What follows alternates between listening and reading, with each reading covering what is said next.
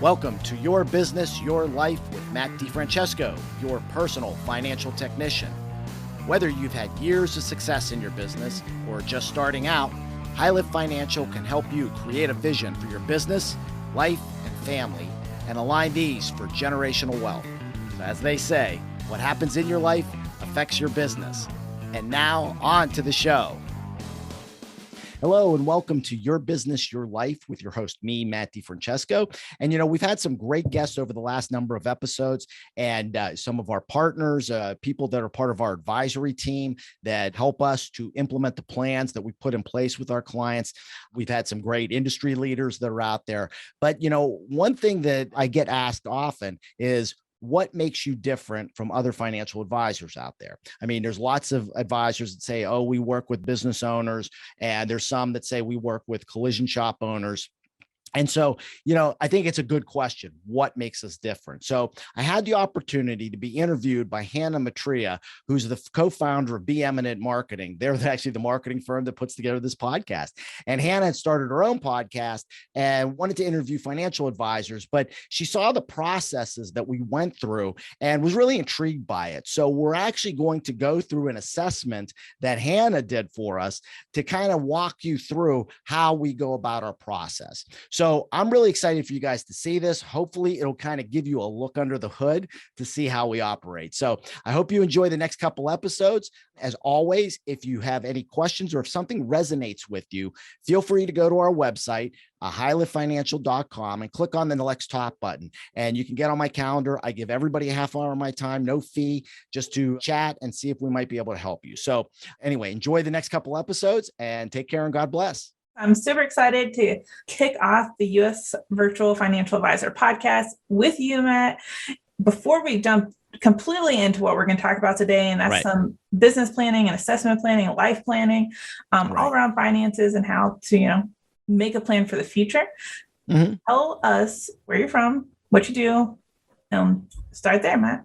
Okay, that's easy enough. So, I'm Matt DeFrancesco, and I am the founder, principal, and member of Highlift Financial. So we are a full-service RIA financial firm that specializes in working with automotive collision shop owners, of all things. But we work with a number of different family businesses that are out there. It's just over the last about 2 years, I've kind of developed this niche in the collision shop industry. So a lot of our marketing's focused that way. But I've been working with family businesses for the last 16 years.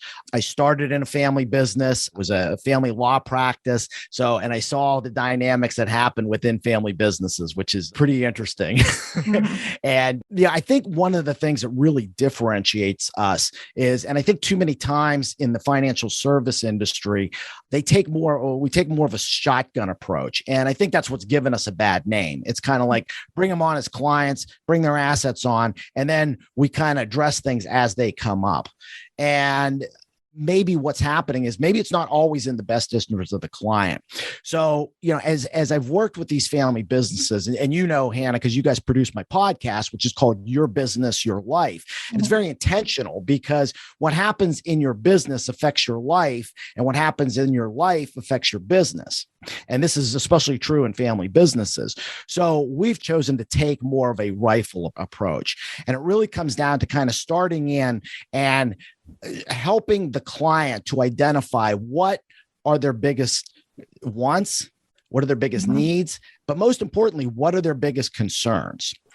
And so, as usually how I start the process, we usually do a 20 to 30 minute just introductory call. There's no fee, no charge. It's just a chance for us to get to know each other, for me to learn what's kind of in the client's head.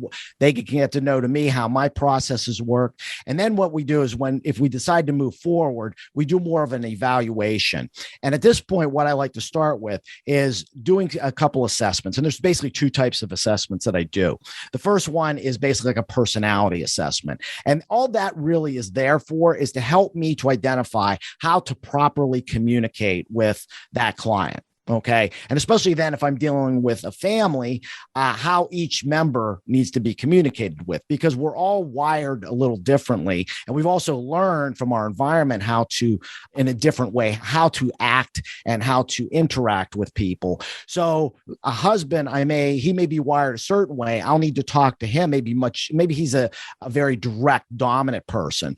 That's how I have to interact with him. While the spouse may be more of a steady kind of status quo. I don't like the rock the boat. I can't be as direct with her. I have to kind of massage that a little bit more. So understanding how I have to interact with those clients, I think is huge.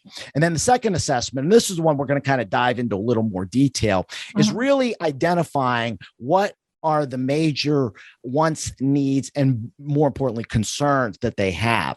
So what I wanted to do today with you, Hannah, is kind of walk through that process on how that works. And you were kind enough to do an assessment for me. So yes. The audience is going to get to see what's in Hannah's head.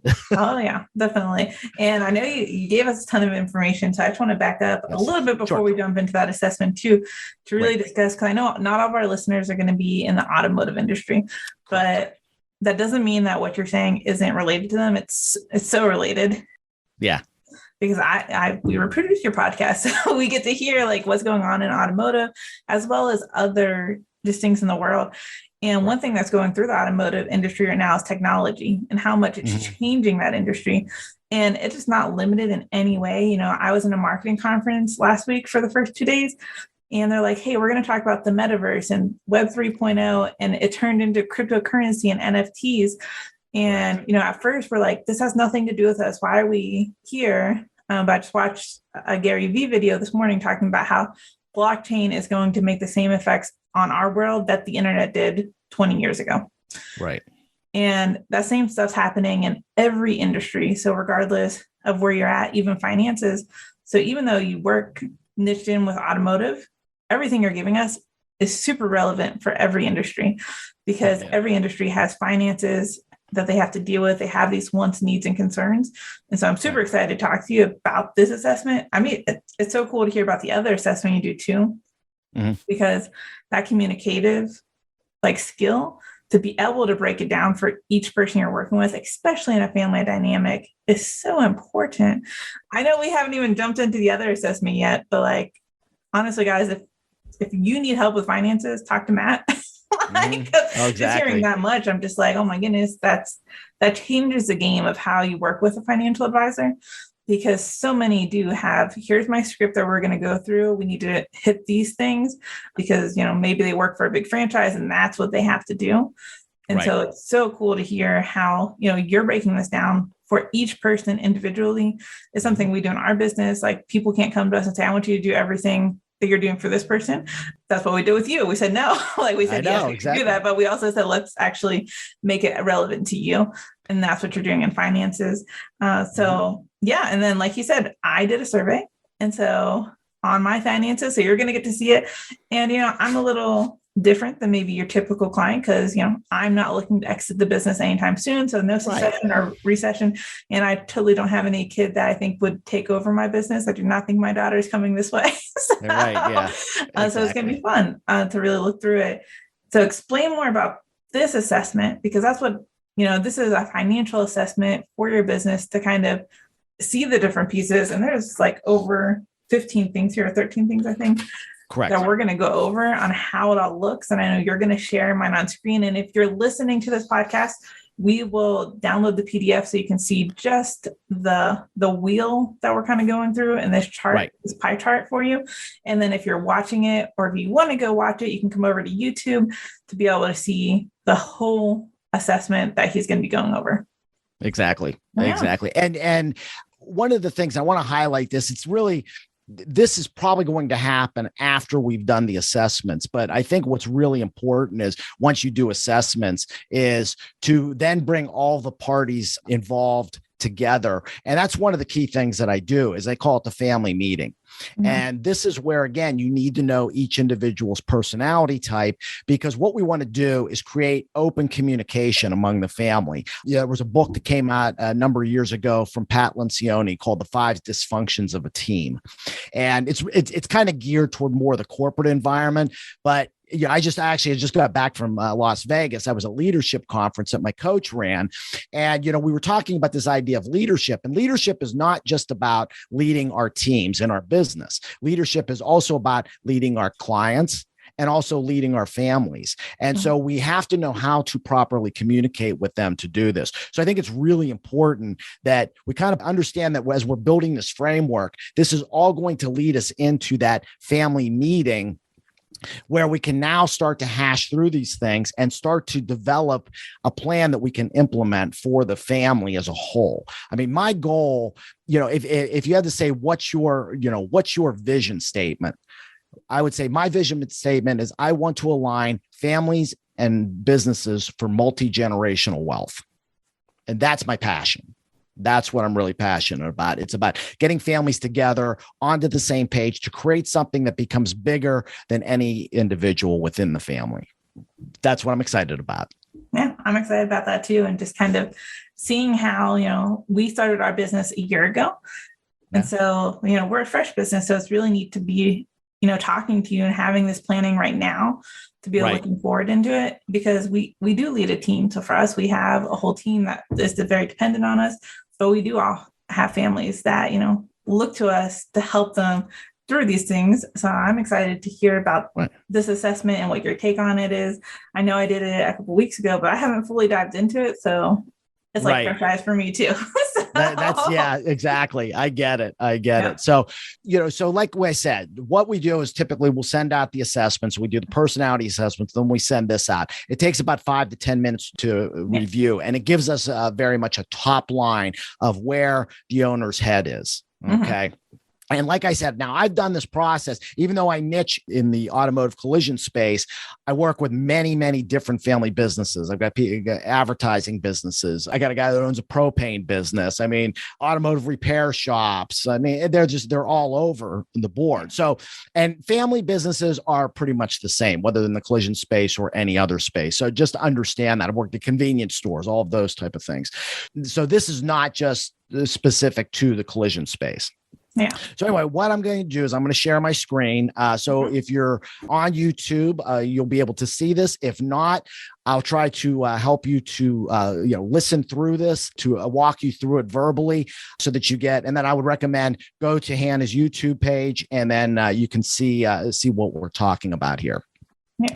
So anyway, so this is basically, so Hannah did the assessment, took you about 5-10 minutes to do it, correct? Yeah, that's what I was going to say. It literally only took 5 minutes, and nothing in there whatsoever even talked about an industry. So it never talked about automotive and never talked about collision. It really was just, as a business owner, we all deal with these things, and how are you coping with them, I guess could be a word, but how are you managing them, coping with them, depending on what it is? Because there's stuff about taxes, there's stuff about family. Exactly. And kind of that overall, because, at the end of the day, I know you work in family a lot, but most divorces end because of financial as well. And so family is so intertwined with finances. Oh, exactly. And I'll be honest with you, in many of these family businesses that I worked in, until, in the early years when I was just kind of figuring out my own processes, and I would run into these roadblocks, and 9 times out of 10, it was because there was disunity within the family. Like they weren't on the same page. And so what was important to the owner, and he was usually the driver, and I apologize, typically in my case, it's been the husband, but it could also be the wife. But then the other spouse maybe wasn't on. She had different considerations, and so there was a lot of this friction that would go on. And again, that's where I came to this realization: wow, your life affects your business, and your business affects your life. Because when I had clients who had disharmony at home, it was directly affecting their business. And at times when, like during COVID, where a lot of family businesses were under a lot of stress, it was creating problems at home too. So we're trying to help them to manage both aspects of that. So as you can see from the chart, if you're watching YouTube, basically, and if you're not, this produces is a pie chart, and it shows us, and like Hannah said, there's about 13 different areas that it scores the person on. So basically the top 3 on Hannah's are written continuity plan, exit objectives and then maximizing the price and minimizing taxes. So, and I was kind of surprised that at least the exit objectives and the maximum price, minimal taxes were that high for you, because you're really not in that space where you're looking to like exit at this point. Yeah. So I find that kind of fascinating. And that might be something we need to talk about in a little more detail. We won't do it here, but talk about whatever we need to talk about. I'm down. So yeah, actually, the one I do want to start with is the written continuity plan. All right. And because this one is always one of the highest, if not the highest, on everybody's board. And what a written continuity plan is, basically, if something happens to you, whether it's a death or you're incapacitated at some point where you can't function in the business, how can the business continue to go on? And this is more of a sudden thing. Okay. So it was funny because I remember when I was starting to do these, and that was a big one on mine. And I started building this business continuity plan, and I realized all the holes that I had. And so I've been in the process, just even in my own business, of starting to fill those holes and make sure that my family is protected in the case that something happens to me. I mean, right now, I don't have a successor. Okay. So it's not like one of my kids, my kids have not expressed an interest yet in being in this business. So it's not just like they're in here with me and they could just take it over. My wife doesn't really know anything about this business, so she can't do that. So what we have to do is start building these continuity plans. And these are things as simple as, where are our estate planning documents? Or, where are our operating agreements for the business? Knowing where the location of those things are. Who should a spouse, for example, contact in the case of a death or disability? Where are all the passwords that they need? Where who has the combination to the safe? Where can that be found? Where are the insurance policies? All the different financial documents that somebody may need to access. I've read of situations. Thankfully, I've never had to deal with this, but I've read of situations where maybe one spouse is and this typically happens. One spouse is kind of the financial person, because that's usually where their strength is. But I remember just reading a story. This was a number of years ago. This was up in Seattle. A guy was the guy, he ran all the finances, and he used to ride his bike to work. And as he was riding, somebody opened a car door. He hit the car door, went over the handlebars, landed on his head, and he was in a coma and eventually died from it. And the problem was that the wife didn't know how to access any of the accounts. And it took her months and months to try to gain access to even bank accounts, because some of the bank accounts just had his name on it. So, these are all things that we've got to consider in the case that, at this point, if something happens, people know, how can we continue to allow the business and the family to function? So that's, I think, really the first key step. And this is typically what we do as part of the initial engagement, is help that client to build that business continuity plan so that at least they have some initial protections. And it also helps us to identify where holes are that maybe we need to address. Maybe the business needs a disability policy. I mean, especially for younger owners, the chance of death is less than the chance of disability. Okay. And then we got to look at it from a personal standpoint, personal income, but also how do we make sure there's enough revenue that's coming in to be able to allow the business to continue to function. So you might look at both individual disability insurance and then also business continuation insurance. So it helps us to identify some of those holes that we need to address there. So do you have any questions on the continuity plan and why that's important? Oh, just listening to everything, I'm writing it all down. I'm like in my head, I'm going, oh my goodness, nobody knows the password to my last pass, which, would be super crucial, because I'm the one who has all the finances. I'm the one who has all those things. And one thing we did do really well is I'm the person who manages payments for all of our team. But one day I did sit down with my business partner to show him hey, I need you to know how to do this in case I'm on vacation or something like that. And so I know, thinking of it as, if you die, this is going to happen. What's going to happen is super scary to look at. And so I think we always look at it as, what if I go on vacation? I need you to do that. And so sometimes being able to just reposition in your head a little bit so it doesn't become so scary, I think helps. Oh, exactly. Yeah. But no, I think all those things are so important. So to be able to do the planning, having this context in place, and it's one thing that we are working on. We're not perfect on it. Is creating those SOPs too on if something like if Raymond has to go on vacation for a week, who's going to be able to do it? But not only who, how are they going to be able to do it? Because handing over somebody your job for even a week is, that person needs to be able to read a document to be able to do it. And I think those are things that every business owner needs. And just listening, I hope people are hearing like just different things they need to start implementing before they even get to talk to you. Yes. And what's interesting, it's we even go as far as, because, most businesses still follow Pareto's law, which is, 80% of the revenue comes from 20% of their customers. Mm-hmm. And the business continuity plan is also designed. There's a section in there.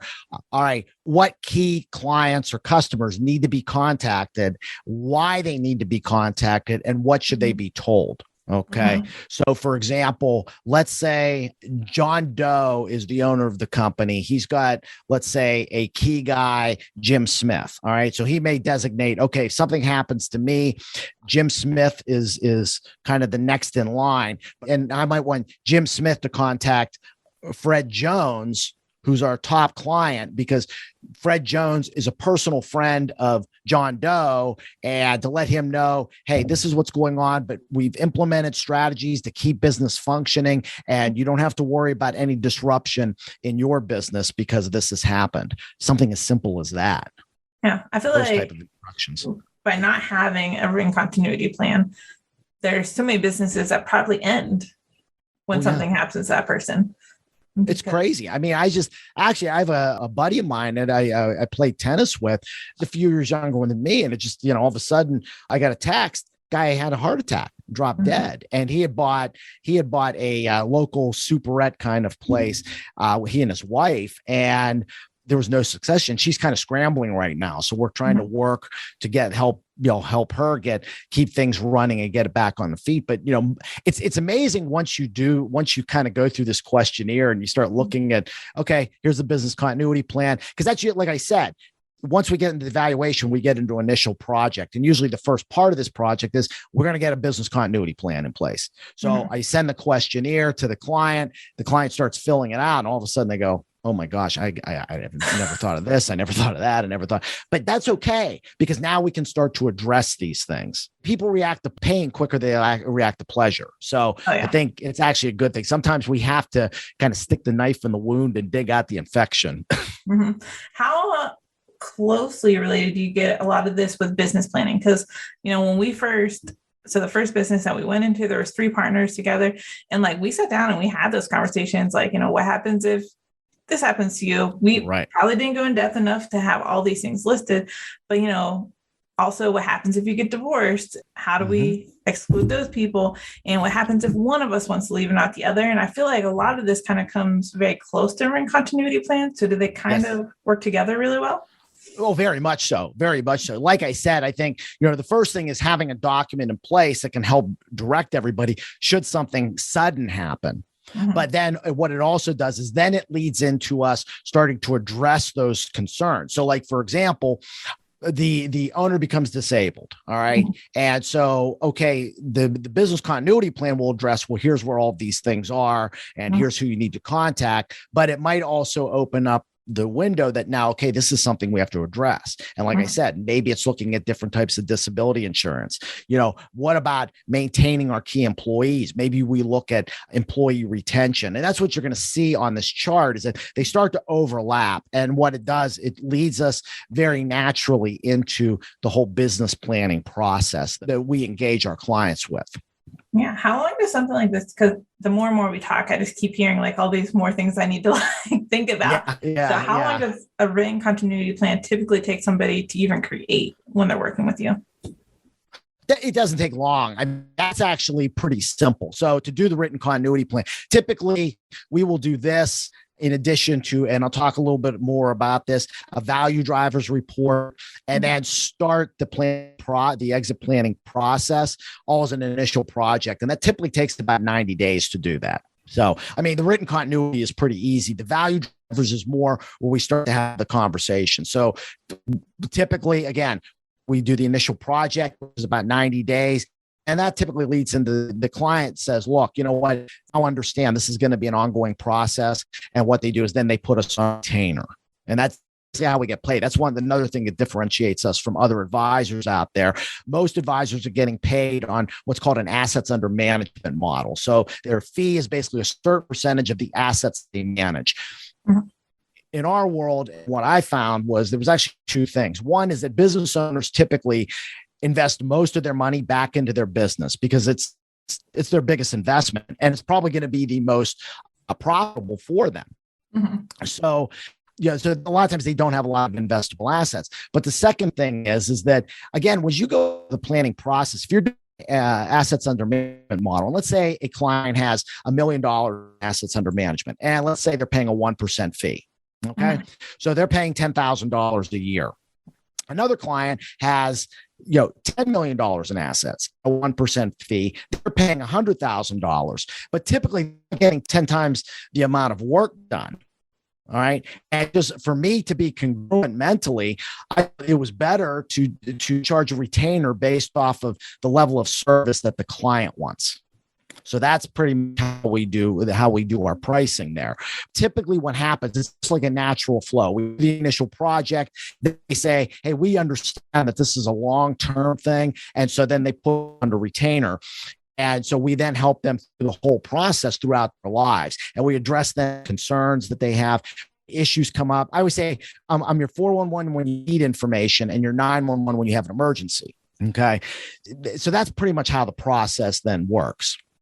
Well, hope you enjoyed the episode, and join us for the next episode of Your Business, Your Life, where we're going to be talking about how do you maximize the price that you can get for your business and also minimize the tax liability that you may have. These are really important topics. There's really great ways that you can structure deals to be able to accomplish these things. And as always, each person's financial plan is different. So if you want to take the assessment that Hannah's taken, go to highliftfinancial.com and click on Let's Talk, and be more than happy to have a chat with you. So with that, we'll see you next episode. Take care and God bless. Hey, I really want to thank you for listening to the Your Business, Your Life podcast. If you want to be notified when new episodes become available, click the subscribe button below. The information covered and posted represents the views and opinions of the guest and does not necessarily represent the views or opinions of High Lift Financial. The content has been made available for informational and educational purposes only. The content is not intended to be a substitute for professional investment, legal, or tax advice. Always seek the advice of your financial advisor or other qualified professional with any questions you may have regarding your business or personal planning. DeFrancesco Financial Concierge, LLC, DBA High Lift Financial, is a registered investment advisor. Registration with the United States Securities and Exchange Commission or any state security authority does not imply a certain level of skill or training.